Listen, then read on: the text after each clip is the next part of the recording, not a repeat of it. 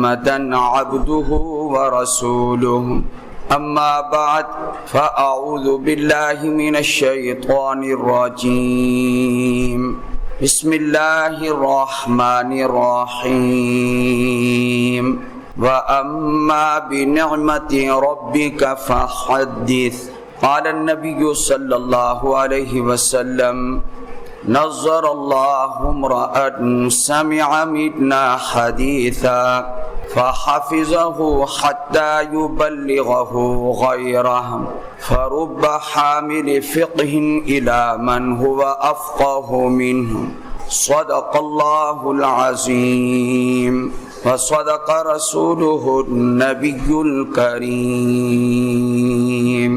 اللهم صل على محمد وعلى آل محمد كما صليت على إبراهيم وعلى آل إبراهيم إنك حميد مجيد اللهم بارك على محمد وعلى آل محمد كما باركت على إبراهيم وعلى آل إبراهيم إنك حميد مجيد. بعض اوقات یہ کہا جاتا ہے خطیب کو، تقریر کرنے والے کو، کہ آج کل کے معاشرے کے اعتبار سے بات چیت کرے، اور وہ ہم کرتے رہتے ہیں.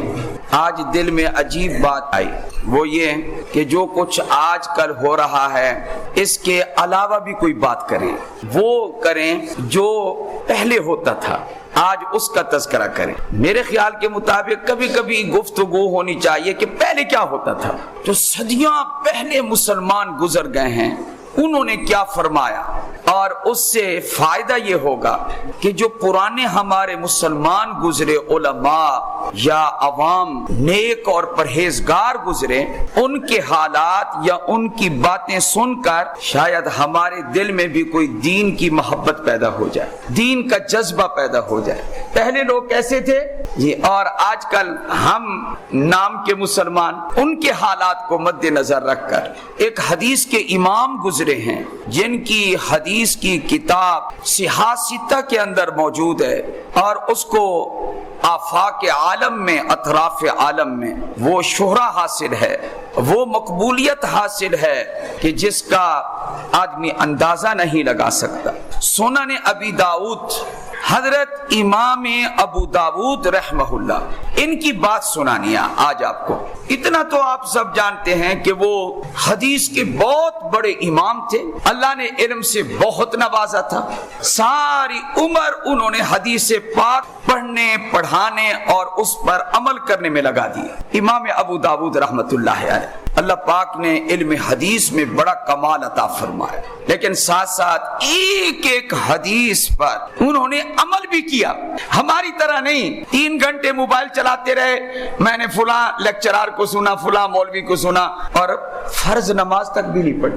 موبائل چلانے والے نماز فرض نماز بھی گئی، معلومات ہیں، لیکن اس علم کا کیا فائدہ کہ جس علم کے بعد عمل نصیب نہ ہو. وہ تو وبال ہے، وہ علم وبال ہے کہ جس سے آدمی کو عمل کی توفیق نہ ہو. پرانے لوگ کیسے تھے؟ امام ابو داؤد رحمت اللہ علیہ کا ذکر خیر میں نے چھیڑا.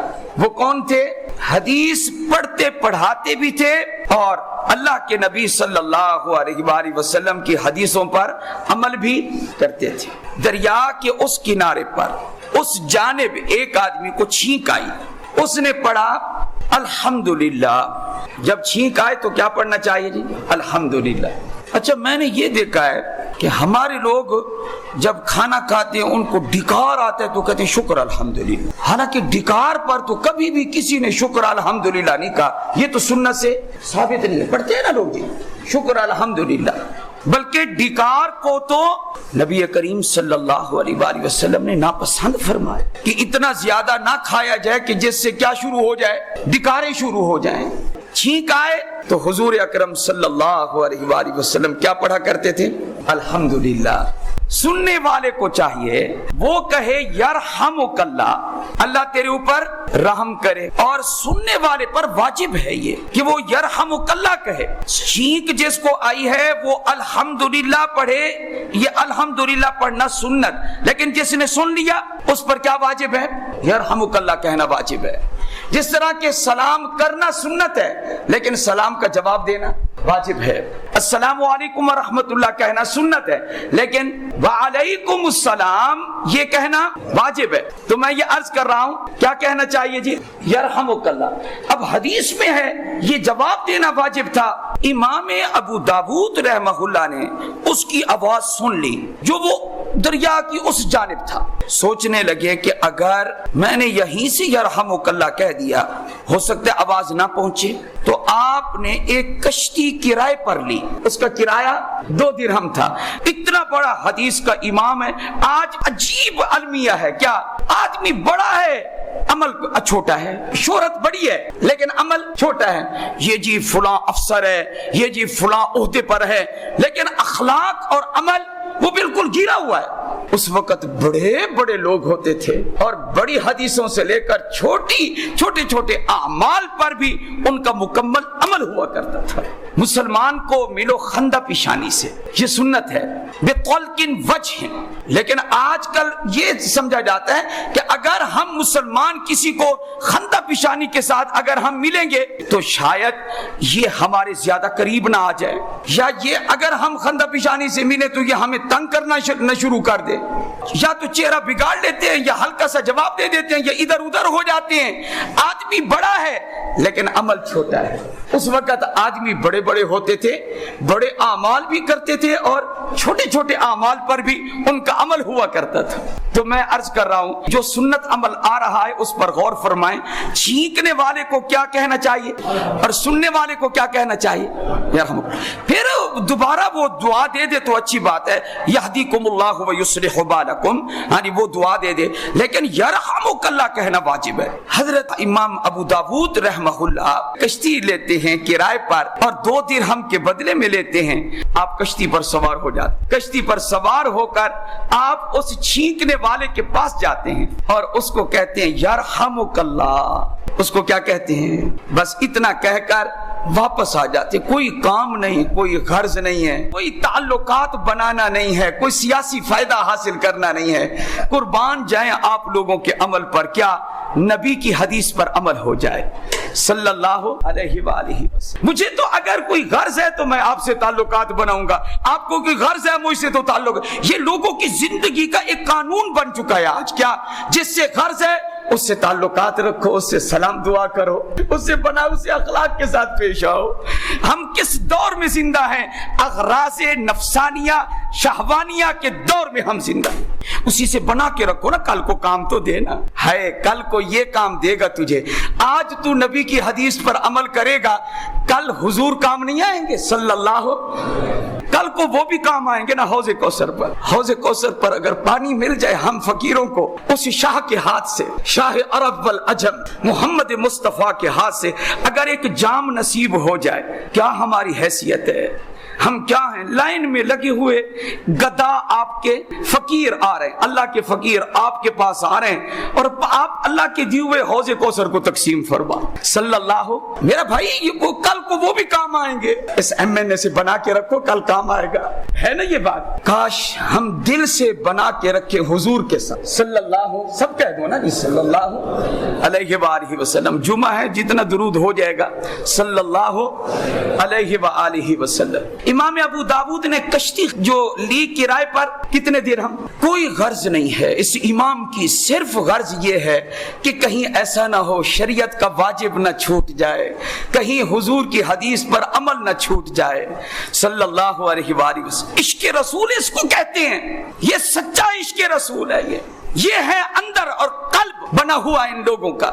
یہ پرانے لوگ ہیں، یہ صدیاں پہلے لوگ گزرے ہیں جن کی رات اور جن کا دن مہکتا تھا، یہ وہ لوگ تھے۔ یہ امام بخاری رحمۃ اللہ علیہ جب فوت ہوئے، قبر میں جنازے کے بعد ان کو دفنایا گیا، مٹی سے خوشبو آنے لگی، تو کسی نے یہ لکھا کہ یہ وہی قصہ بنانا کہ ایک آدمی کہتا ہے میں باغ میں گیا تو وہاں ہاں جی جہاں جہاں پھول تھے، چمبیلی ہے، گلاب کے پھول ہیں، تو وہاں مٹی سے بھی خوشبو آ رہی، تو کہتے ہیں میں نے مٹی سے پوچھا کہ پھولوں سے خوشبو آئے تو سمجھ میں آتی ہے، یعنی تیرے اندر سے کہاں سے خوشبو آ گئی؟ تو اس نے زبان حال سے جواب جواب دیا کیا؟ جمال ہم نشین در من اثر کرد ورنہ من ہما خاکم کے ہستم، کہ میرے اندر کوئی بات نہیں ہے، اصل میں میرا جو ہم نشین ہے، جو پھول ہے، اس کی خوشبو نے میرے اندر اثر کیا ہے، اس وجہ سے میرے اندر سے کیا آ رہی ہے، ورنہ میں تو وہی مٹی ہوں۔ تو فرمایا امام بخاری کی قبر سے جو خوشبو آئی، یہ اصل میں ساری عمر جو حدیث کے ساتھ گزاری ہے، یہ حدیث پاک کی خوشبو آ رہی ہے۔ تو امام ابو داؤد رحمہ اللہ انہی کے شاگردوں میں سے ہیں، امام بخاری کے شاگردوں میں سے ہیں، امام احمد بن حنبل کے شاگردوں میں سے ہیں، اور اتنے عظیم آدمی ہیں۔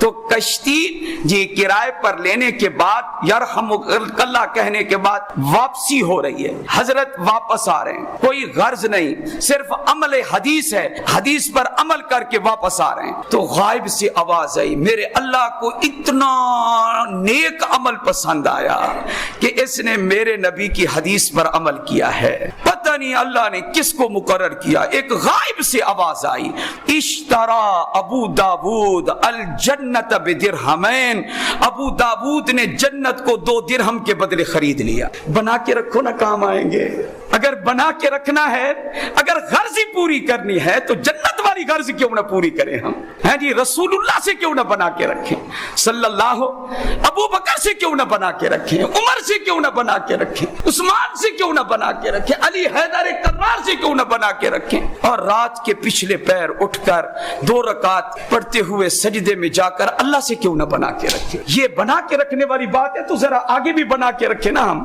سوچیں نا کہ کل کو کام آئیں گے، اگر یہی اصول ہے زندگی کا تو کل کو کام نہیں آئیں گے، کل کو کام آئیں گے نا۔ حضرت امام ابو داؤد رحمہ اللہ فرماتے ہیں، کیا وہ قلم تھے، کیا وہ ہاتھ تھے، کہتے ہیں کہ میں نے اپنی زندگی میں 5 لاکھ حدیثیں لکھی ہیں، پھر ان میں سے 4800 حدیثیں منتخب کر کے ابو داؤد شریف لکھی ہے، سنن ابی داؤد، اور فرمایا انسان کے دین کے لیے 4 حدیثیں کافی ہیں، اگر کوئی آدمی 4 حدیثوں پر عمل کر لے، پوری زندگی جی ان 4 حدیثوں پر عمل کر لے تو دیندار بن جائے گا۔ دیندار بننے کے لیے کافی ہے، نمبر 1 انما الاعمال بالنیات، اعمال کا دار و مدار نیت پر ہے، سب سے پہلے نیت ٹھیک کر لو، جو کام کرو کس کے لیے؟ اللہ کے لیے، بندے کی نیت ٹھیک ہو، نیت اتنی ٹھیک ہو جائے تو دیکھو کیا ایک حدیث جو صحیح حدیث ہے وہ میں اور سنا دیتا ہوں درمیان میں، کیا وضو کر کے غسل کر کے آپ گھر سے چلے جمعہ کے لیے، آپ کو کیا پتا کہ آپ کا ایک ایک قدم کتنا قیمتی ہے؟ تو اس کے بارے میں اللہ کے نبی کا فرمان سن لیں، ایک ایک قدم پر 1 سال کی عبادت لکھی جائے۔ اللہ کے نبی نے فرمایا جو غسل کر کے آئے، طہارت حاصل کر کے آئے، آپ نے ارشاد فرمایا 1 قدم پر 1 سال کی عبادت لکھی جائے، اور پھر ارشاد فرمایا کیا صومھا وقیامھا، 1 سال کے روزوں کا بھی ثواب، 1 سال کی تہجد کا بھی ثواب، یہ آپ کو جمعہ والے دن ملتا ہے میرے بھائیوں، آپ شوق سے آیا کریں۔ تو کتنی حدیثیں انسان کے دیندار بننے کے لیے کافی ہیں؟ 4۔ پہلی حدیث یاد رکھنے، قابو کرنے، کون سی ہے؟ انما الاعمال بالنیات، اعمال کا دار و مدار نیت پر ہے، نیت ٹھیک ہونی چاہیے۔ دوسری حدیث فرمایا من حسن اسلام المرء ترکہ ما لا یعنی ہے، اسلام کی خوبی یہ ہے کہ لا یعنی کاموں کو چھوڑ دے، فضول باتیں چھوڑ دے، فضول کام چھوڑ دے۔ اب اس کے لیے تو پھر کنٹرول کرنا پڑے گا نا، کیا کہ موبائل کا غلط استعمال نہ ہونا، حدیث پر تو تبھی عمل ہوگا نا، فضول مجلس نہ ہو، گپ شپ نہ ہو، بلکہ جو وقت ملے اللہ کے ذکر میں گزار دیں۔